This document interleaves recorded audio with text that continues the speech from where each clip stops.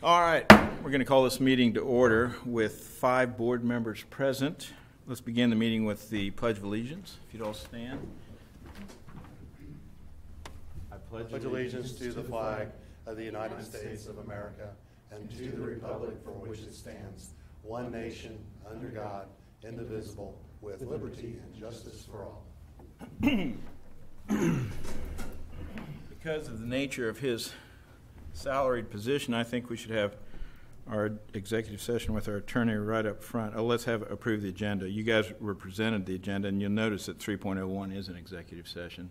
So moved. It's been moved that we approve the agenda. Second? Second. All right. Moved and second that we approve the agenda. Now with 6 board members present. All those in favor, raise your right hand. Motion passes 6-0. Mr. President, I move the board go into executive session for the purpose of consultation with an attorney for the body or the agency which would be deemed privileged in attorney-client relationship, and the board return to the open meetings at 7:30 in this room. The executive session is required to protect the attorney-client privilege and the public interest and include our attorney, Mr. Mike Norris, with the board. Is there a second? Second. It's been moved and seconded that we go into executive session. All those in favor, raise your right hand. Opposed, same sign. Let us retire to where Mr. President, I move we come back into open session. it's been moved and Seconded. We return to open session. All those in favor, raise your right hand. There's some discussion. Linda, hold up your hand. There we go. Thank you. Motion passes 6-0. You're going in early. We still had 3 minutes. Yeah, I know it. Have a conversation. Sorry. I was wanted to get home and watch the Royals win another one. You were all sent the consent agenda, many items on the consent agenda. Just a few. Any questions about any item in particular? Well, actually, I didn't have a question, but on the USD Auto Police Department Memorandum of Understanding, at the bottom they still have David's name down as signing that instead of you, sir. I fixed that at 4 o'clock this afternoon. I saw that too when I was printing for signature. I come prepared. And Mr. President, if we're going to appoint Mike Norris, then we need to delete that off because that's normally a board action in the first meeting in July. Yeah. Oh, okay. If we do it early.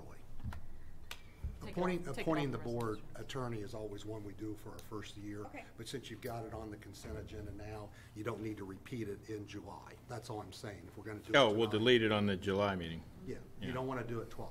No, I think we'd have to pay him twice, double the rate. Pay him twice. So is there a motion? Anybody want to make a motion? I move we approve the consent agenda. Second. Been moved and seconded. We approve the consent agenda. Any other further discussion or questions? If not, all those in favor, raise your right hand. Opposed, same sign, passes 6-0. I don't believe anyone signed up to address the board from the public, which is always a disappointment to me. So, Shannon Fanning, thanks for coming this evening. How is Eugene Field doing? Fabulous. Is that just because the kids are gone, or? It is kind of quiet. Very quiet when there's not even a custodian there. It's only me. That would be spooky. Kind of spooky, yes. Okay, well, thanks for having me. Do you have a clicker? Lost the clicker. I'll try to keep up. Dean is so irresponsible. Okay. Well, we'll proceed on without a clicker. Well, thanks for having me this evening.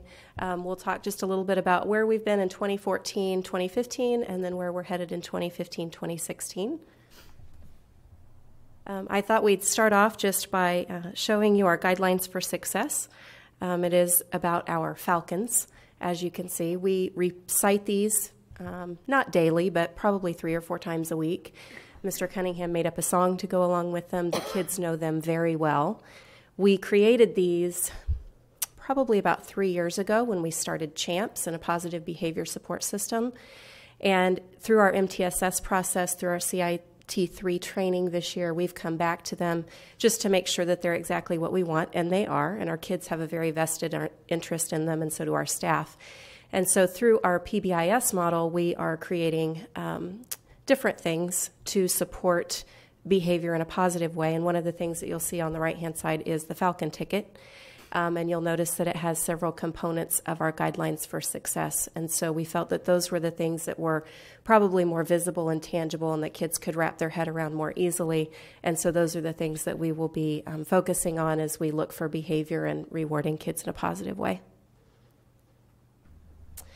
And then I thought we would talk just a little bit about our family and community involvement this past year. We've had a very high rate of attendance for parent-teacher conferences this year.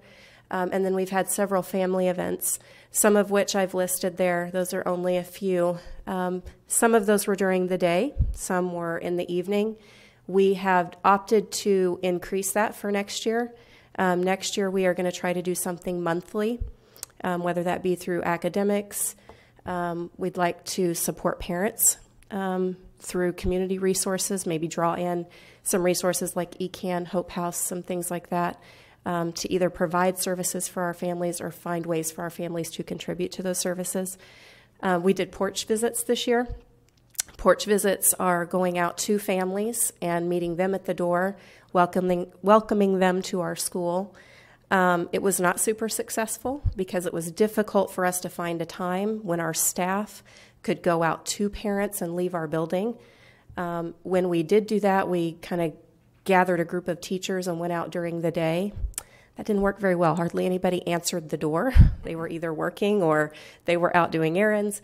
And so we did not find that to be super successful this year. We may come back to it again at some point, but I think that's one that we're probably going to leave off the table to start the year.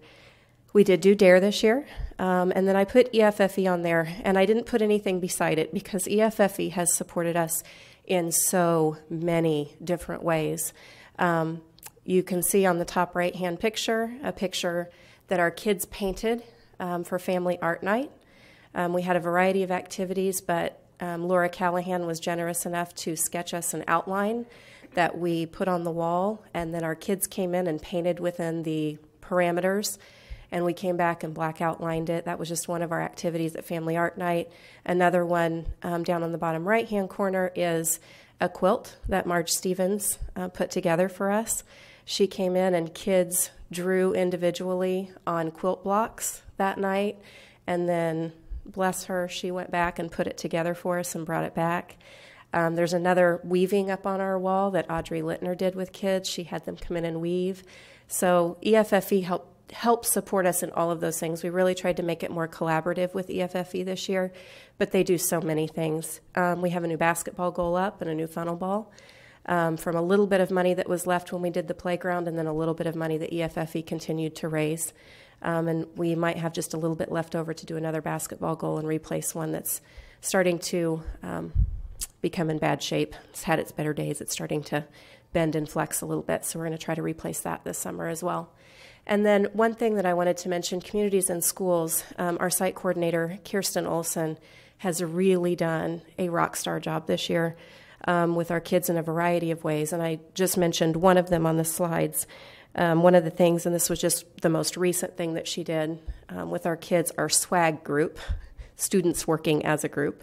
They came up with the name. But they did a coin drive where they did a dance-a-thon. So they had several canisters out with different songs, and the kids could drop their pennies or quarters or nickels in it. And then the ones with the most votes by coins, we played those songs during our field day, but all the money went to Children's Mercy. And so it was fun for the kids. It went to a good cause, and the kids help kind of design those events and run them. Another thing that she has done is set up an incentive program for our kids that have some absence issues, truancy, tardies. And so she has set up kind of an incentive program where she set up a store, mostly with things that kids need, jeans, socks, all sorts of things, but then sometimes with things that kids want as well. So those are just a few of the programs that she has helped get started for us this year. As we look towards next year with community and family involvement, like I said, we want to increase our family nights, for one. We want to not just make those more in quantity, but make those quality as well. We've brainstormed a few different ideas. One you can see at the bottom is a CHOP challenge. We have, I think, approximately 30 kids. We increased it at one time. We may have a few more for our weekend warriors. And sometimes kids and parents don't know what to do with the items that are in the bags. And so we thought it would be kind of fun as it gets towards fall, around Thanksgiving or Christmas, to take one of our weekend warrior bags and use the ingredients in them and bring people in and make desserts, snacks, meals out of the things that are in those. And so teaching people to be resourceful and use the things that we have. Like I said, we also want to be a liaison for the community to our parents, and then provide more of a focus on the academic side of it for family nights. And then one thing that we have been working on really for about a year now, and we had hoped some things would fall into place in the spring that did not. We'd like to do a group conference before individual conferences. Other schools have seen great success with them. Not any nearby that I'm aware of. The nearest one that I'm aware of is Cessna in Wichita. And I did contact their principal, and unfortunately he had a mother who had failing health, and we were going to go out and visit them this spring, and that didn't work out just because of circumstances. But we are going to try to go out and do a visit of one of their group conference nights. They call them STAT nights, but it is really an emphasis on academics and looking at data with parents and explaining to them what it means, teaching them some strategies to come in and help their students so they can be more of a teacher to their students. So we are looking at changing that conference just a little bit and providing more of a structure for it instead of just a 15-minute sit-down. We're going to spend just a little bit of time talking about data. One of the things that's unfortunate for this year is that MAP changed its testing, its reporting system. The reports look different than they looked last year. So last year when I came and did my board report, some of the goals that we had set out for the year were based on a very specific report that came out of MAP that showed, as an example, our lowest quartile kids and whether they were making the appropriate growth to close the achievement gap. They no longer make that report, and so I called them. This is the closest report that they have to that. And so unfortunately, what I had hoped to do was compare apples to apples, and we're going to have to compare a little bit apples to oranges. But, you know, some successes in reading. First of all, we are still seeing that MTSS is doing great things in the area of reading for our students. As we send our 5th graders on, we only have 4 kids that are needing some Tier 3 intervention out of 43 students. So you can see on the bottom right-hand corner where the Ames Web report is. At that intensive level, we're sending 10%. The ideal model for MTSS would be to have that Tier 3 at 5%. So we're close. We're not quite there, but we're very close. When you're dealing with only 4 students, those percentages swing pretty quickly. You can see at the strategic level, we only have 15% of kids in strategic. That is Tier 2. And again, the MTSS model would suggest that that should be approximately 10%, and we're at 15, so we're very close.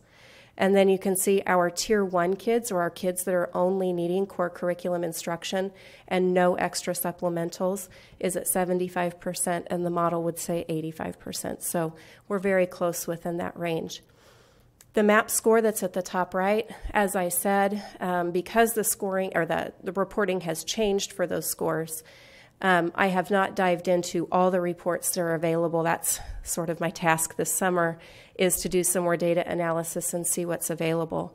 But this was the one that MAP suggested in terms of growth, and I thought that would probably be the most helpful to you. You can see on the right-hand side in the key there, the little orange diamond is an indicator of where you would want kids to be and the growth that you would want them to make. The bar represents, did we get to that level or not? So you can very clearly see in 2nd and 3rd grade, not only did we meet that, we exceeded the growth that we would expect kids to make at that level. And you can see that at 4th grade, we have a need for investigation. Why is it that those kids did not meet the growth that we would expect them to? Could it possibly be a particular group of students moving through? Could it be the instruction that they received? Could it be a poor day for testing? What was going on? And I think in that particular case, we're going to need to dive a little further than just MAP. We're going to need to, excuse me, we're going to need to look at their Ames Web scores, their behavior screener, visit with those teachers, see why that is. And then you can see at 5th grade, within that little diamond, we are within that. So we're right just where we need to be for 5th grade. And if you notice, as we flip to the next slide, math looks almost identical on the MAP report. You can see that, again, 2nd and 3rd grade, not only did we meet that growth mark that we would hope for, but we exceeded it. 4th grade still leaves us in a quandary and need for more data analysis.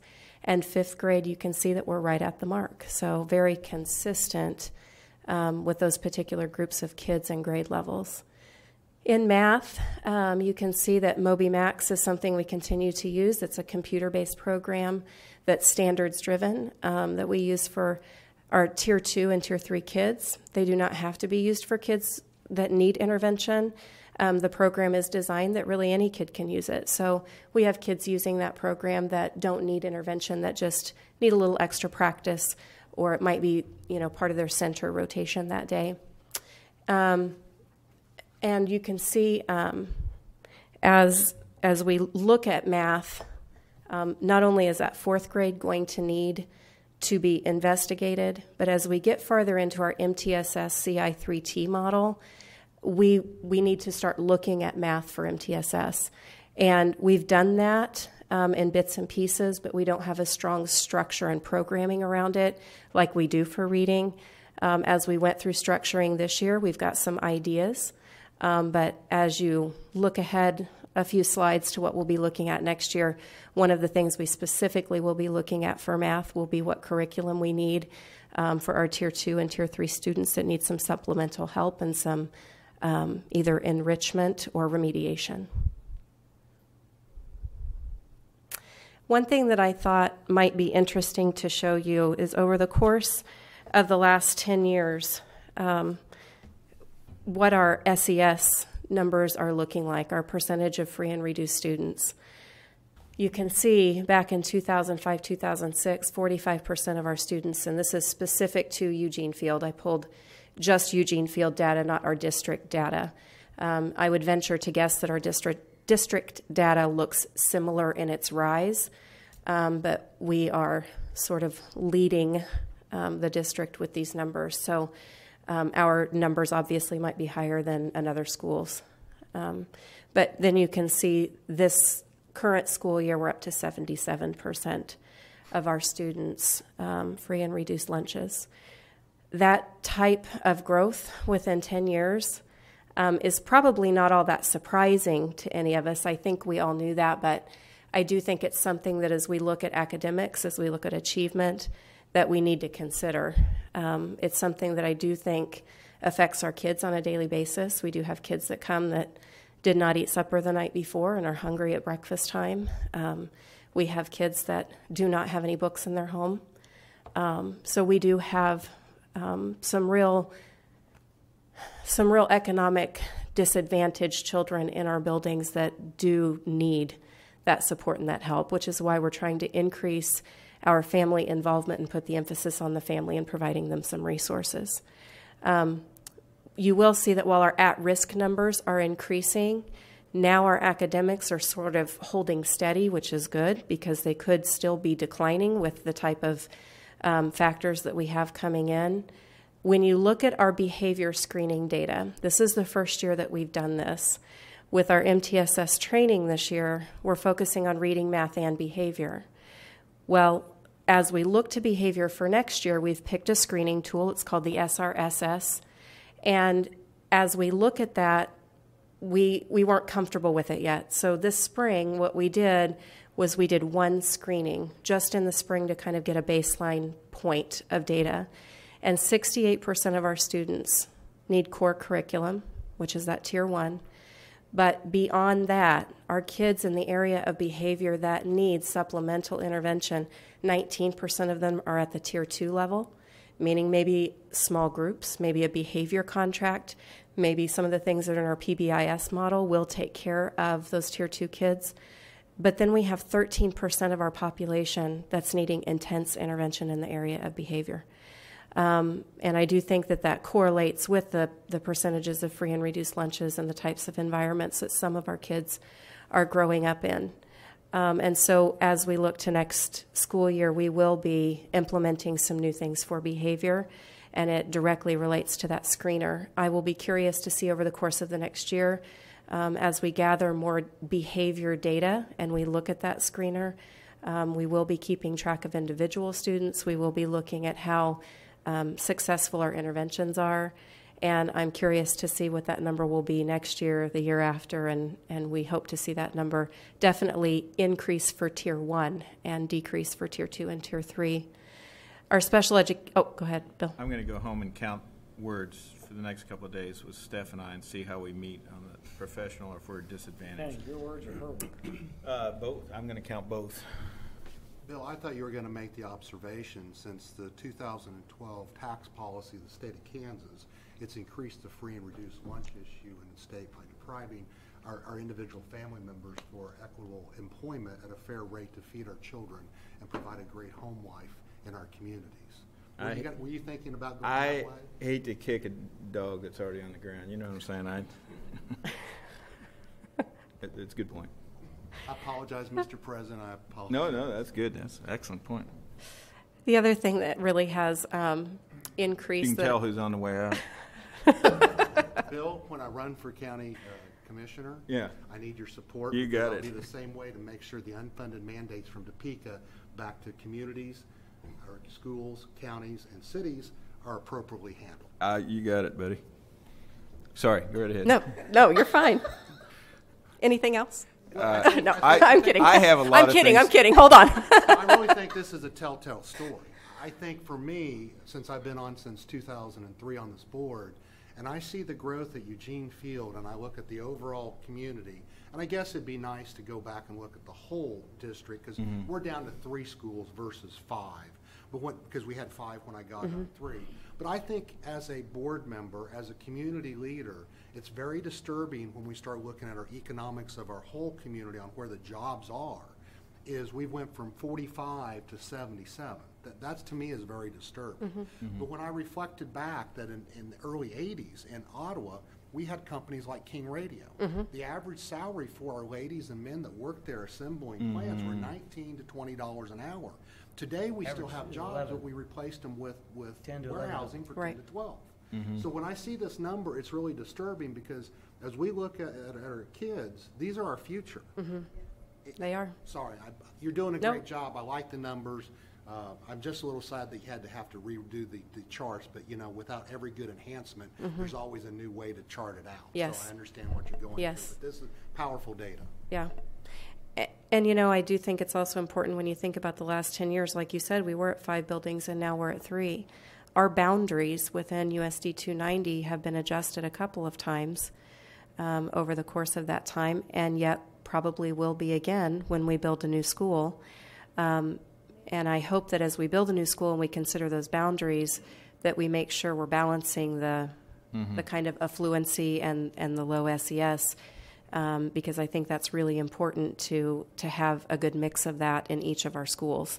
And so this data will change yet again before too long. So another thing that I wanted to mention is our special education population has increased significantly over the course of the last year for a couple of reasons. Mostly because, for one, I think we're doing a better job of screening at an early age. I do want to say big kudos to Mr. Ray.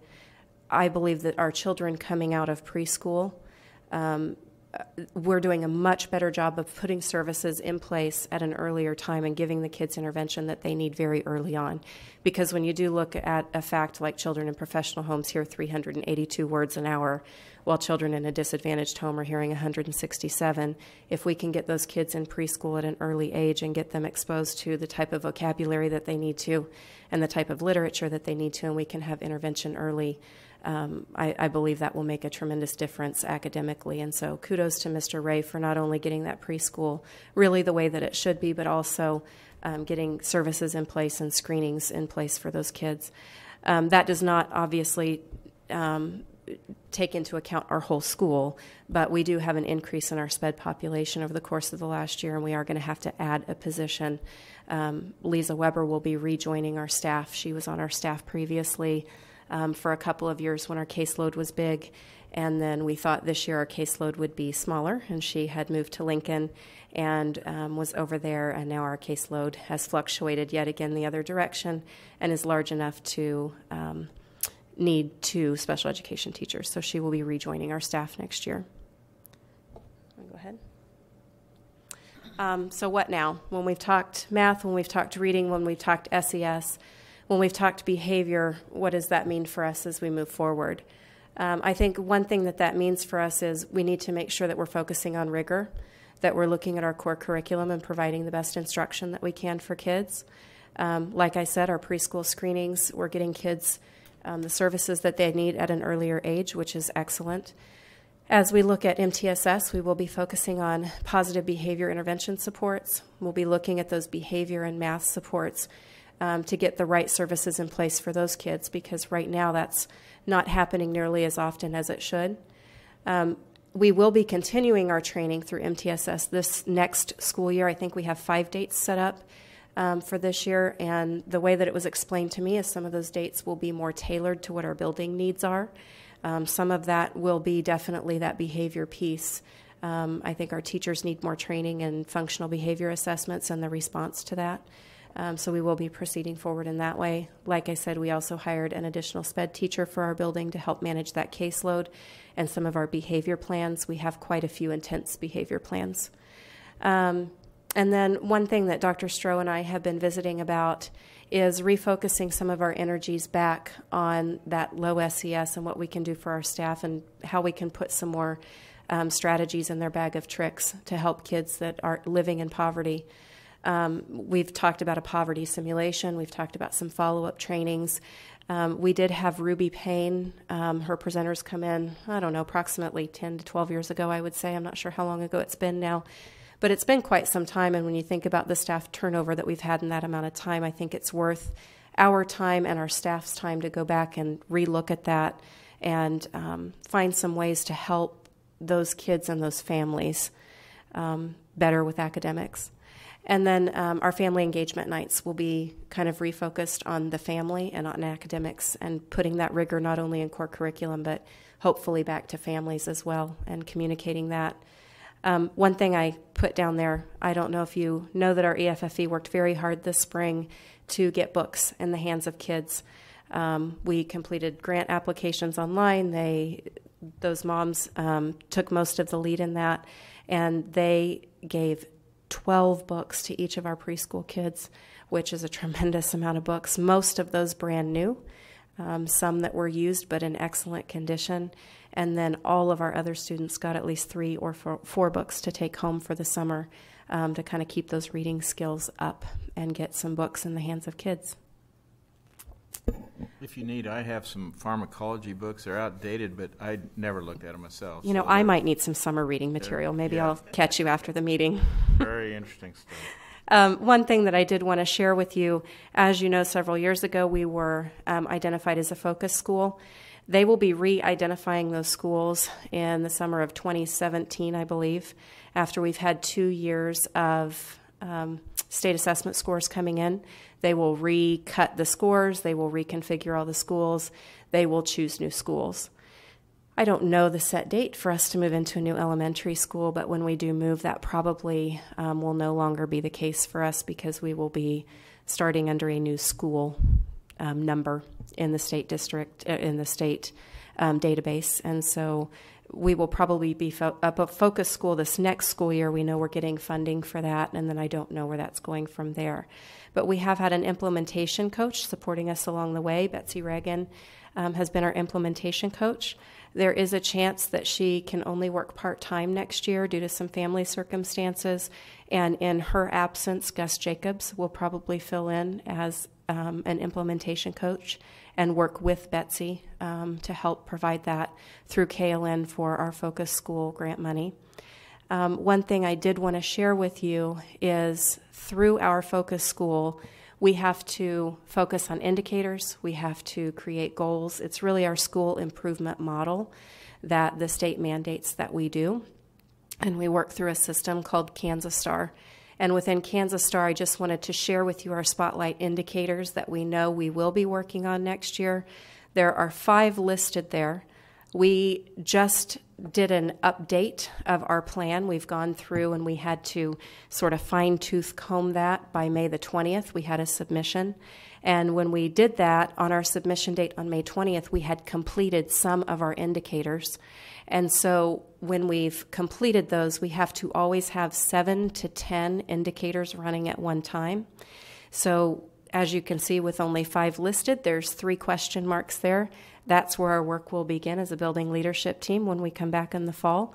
We will go back through and reassess the indicators and find the ones that we think we can get the most bang for our buck for and provide the most rigor for our students. And so we will be adding 2, 3, 4 more indicators on for our Kansas Spotlight indicators.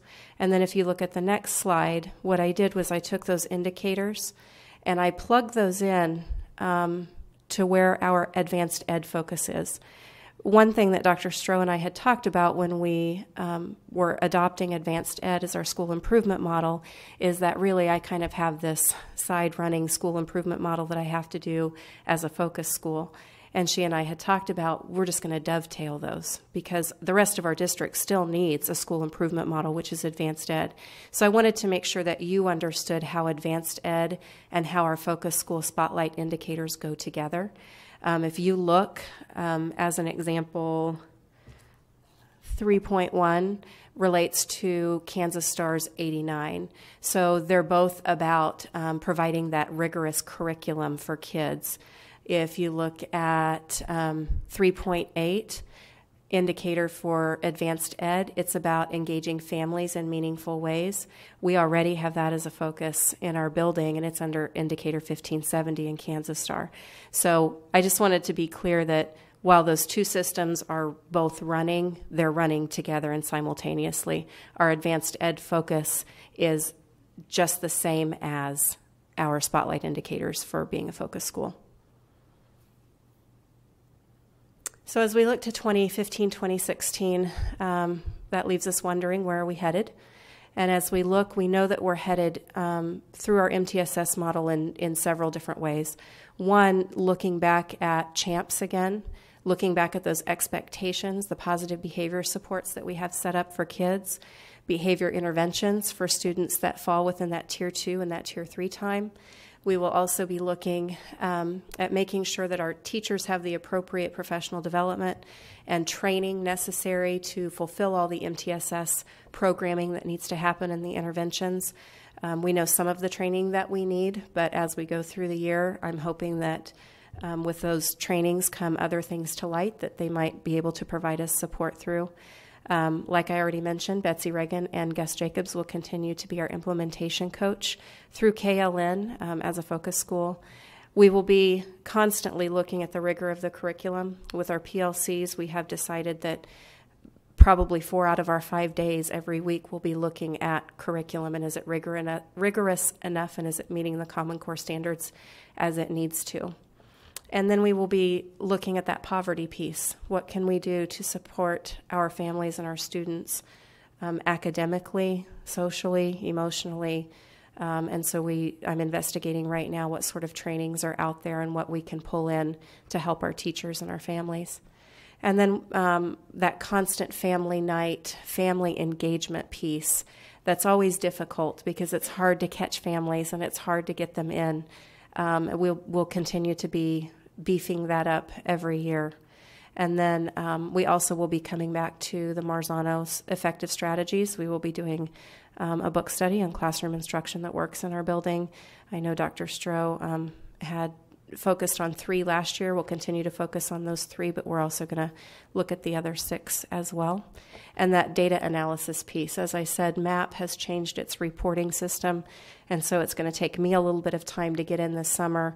I know Josh and Carmen and I were visiting this morning via email about the possibility of bringing somebody in to do some professional development on that MAP piece, since the reporting has changed so much, and we're investigating through Greenbush what they might have to offer us.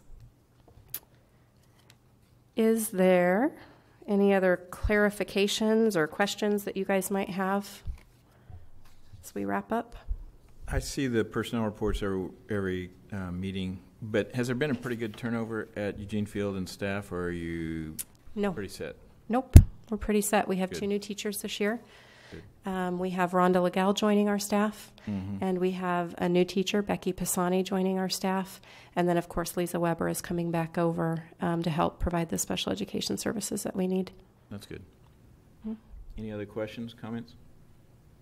And I want you to know that I hold administrators and educators in greater esteem if they don't use the term kiddos for children, so kudos to you for not using kiddos. Thank you. And Thank you.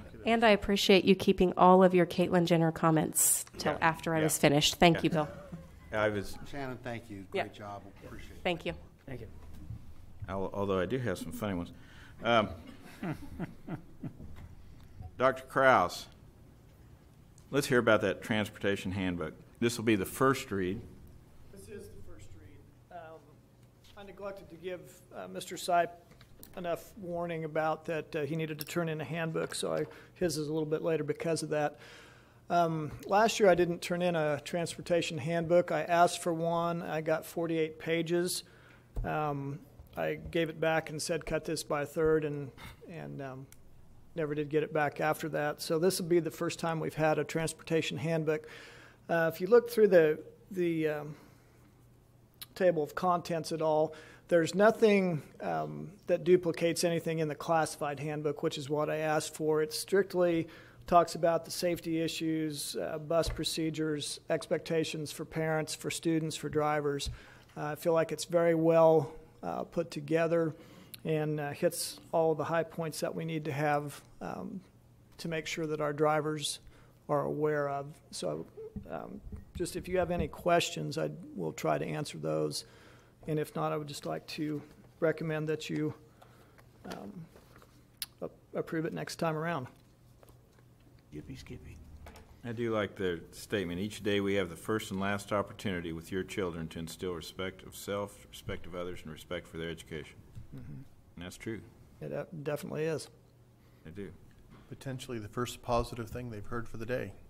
Yep. It's very, very possible. Yeah. And we have, since Mr. Sipe and Frida got there, we have, I'd say, complaints are down about 600%, and Roughly. they really are doing a fantastic job out there. Good. Dr. Cobbs, would you like to make any comments in your leadership role this evening on the transportation policy vote? I'll give you an opportunity if you have something. Well, transportation is drastically different, and transportation at the high school is always a little bit different than it is with elementary schools. One, we don't spend a great deal of time making sure that our kids get on and off the bus. They're fairly responsible, but from an activity standpoint, we've gone from being told that there's a possibility that we may not make it to an event to being told that we'll find a way to get your kids there, whatever it takes. I mean, working with Tim, dealing with issues, I mean, we deal with kids, so we know that there's always going to be positives and negatives with them riding the bus. And dealing with Tim is just a different situation than what we had before, and it's been very positive, and he does a great job handling our kids, and I think the bus drivers have a different understanding of how they need to deal with situations as they arise on the bus. It's been a great transition from where we were at before. Good. Thank you for your insight, Doctor. Tim was from Waverly, wasn't he? Yes. Yeah, just wanted to point that out. And I never did get a recruitment bonus for making that No. suggestion or input, That's- Mr. President. Good. Well done. All right. Thank you. Dr. Stroh, what did the Board of Education say about themselves? All right, well, if you'll bring it up. And you'll recall the purpose, the goal for the self-evaluation was to keep those 12 criteria or those 12 standards at the forefront, and to be able to reflect on, for each of you to be able to reflect on your own behavior, and then also those of your colleagues. So I had 5 responses, and here are the averages. I think a couple of things I'll point out, and then I'll open it up to questions. Number 5, number 6, and number 9 have 3s. All the respondents gave themselves 3s, and all number 8 and number 9, which I think is absolutely critical. I think, in my view, being respectful of each other and respectful of presenters are critical in having people come and talk and conducting board meetings that are successful. So I have no disagreement with any of those numbers, but I do want to just say that, point those out and tell you that I very much agree with those 3s and very much appreciate that.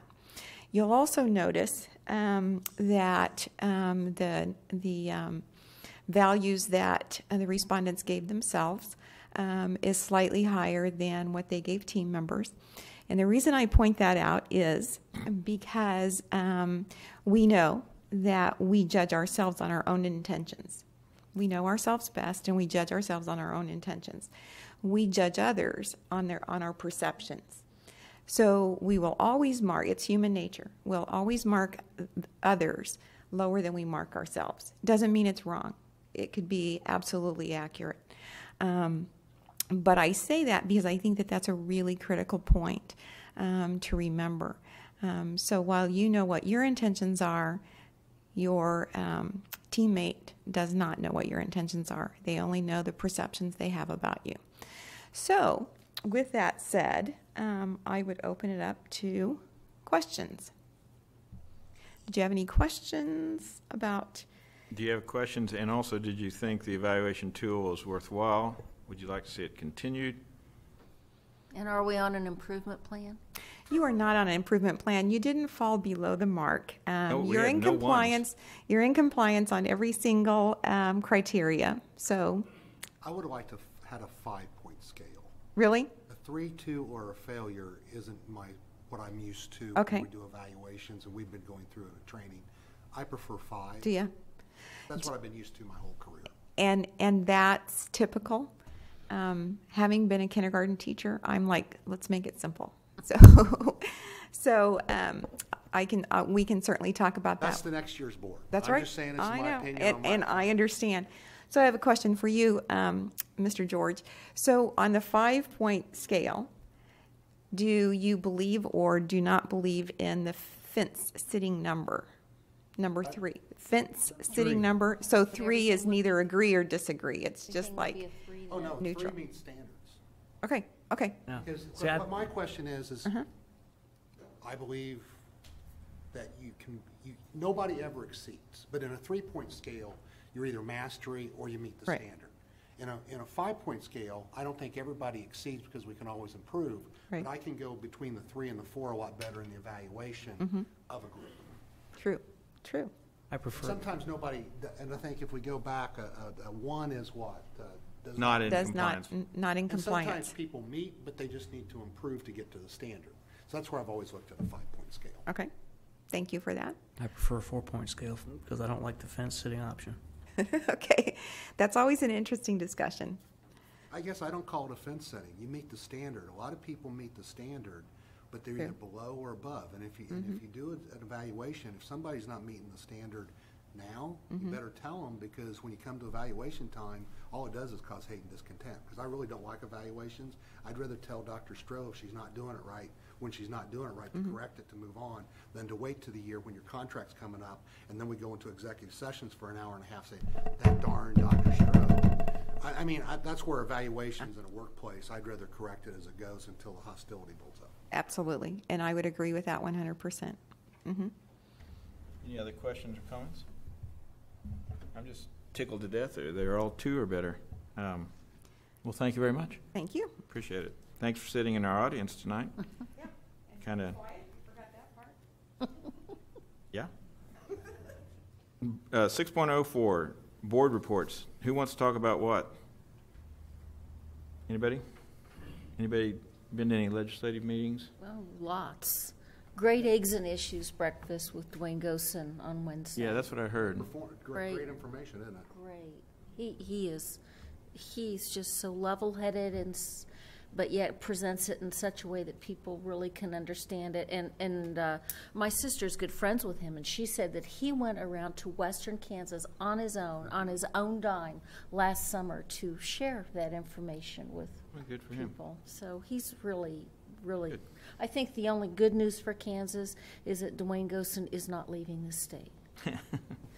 Well, I did find it interesting, Bill, on a Saturday watching the Royals and watching the Twitter feed. I believe it's Senator Smith, and if I get it wrong, newspaper and press, I'm sorry. But I believe it's Senator Smith from the Olathe or Johnson County area, who's a school teacher, a law enforcement officer, and I believe the quote on the tweet was, I know right and wrong, and I know taxes are wrong. However, a fellow senator said, weren't you a law enforcement officer and a teacher? Well, yes. Well, how do you think we get the money to pay your bills and pay your salary? And so here's a senator who doesn't want taxes, but how do you pay for teachers, law enforcement, fire? It's just really sad. Yeah, it is and sad. Dewsbury got it probably pretty right. But I will congratulate Senator Tyson for voting against the bill.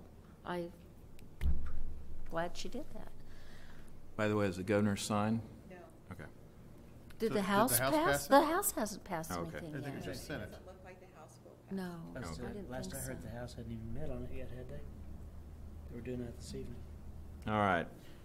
Moving on, we have no policies, contracts to come before us. We do not need executive sessions for personnel or negotiations.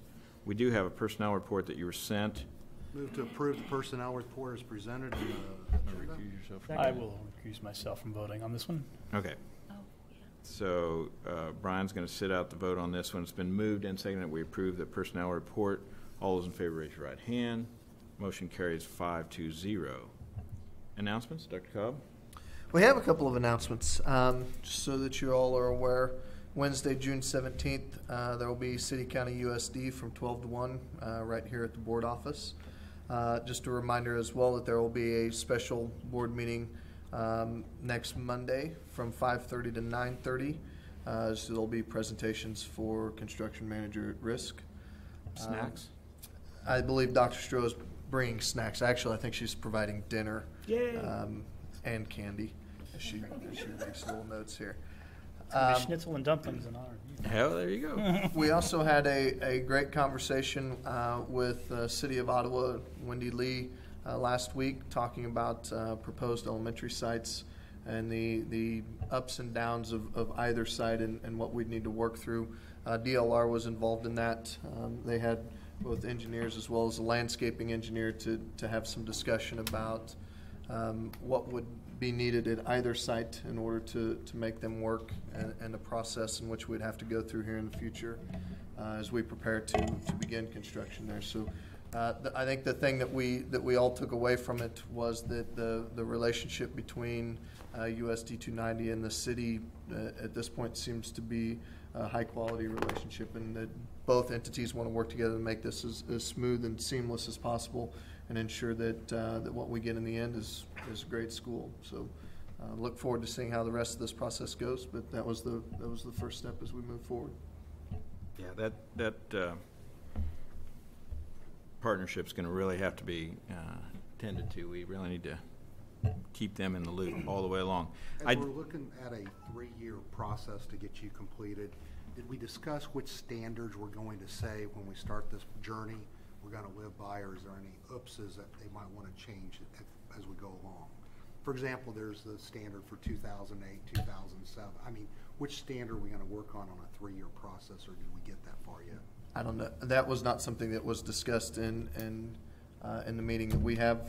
I know that they were looking at certain things, and they discussed part of that standard as as we went through as well, but I don't know that we got information as to exactly what those expectations will be through the entire process.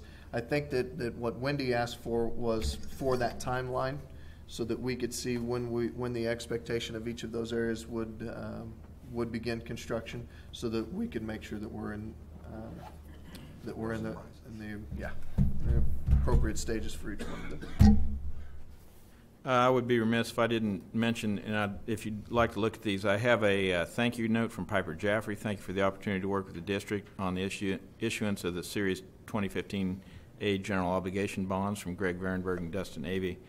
And then also a very nice thank you note from Kitty Eckroyd, where she thanked us for her recognition. And so please take a look at those before you leave. Before you all adjourn, I would also like to thank you for giving me the opportunity. It's a great learning experience for me to be up here and be a part of this. So I certainly welcome the opportunity for you guys to extend your row of board members to me. Yeah. Thank you. Yeah, we appreciate you doing it, and we really toned her down. At least I did. I don't know about anybody else. Is there a motion for adjournment? So moved. Second. Been moved and seconded. We adjourn. All those in favor raise your right hand. Motion is passed 6-0.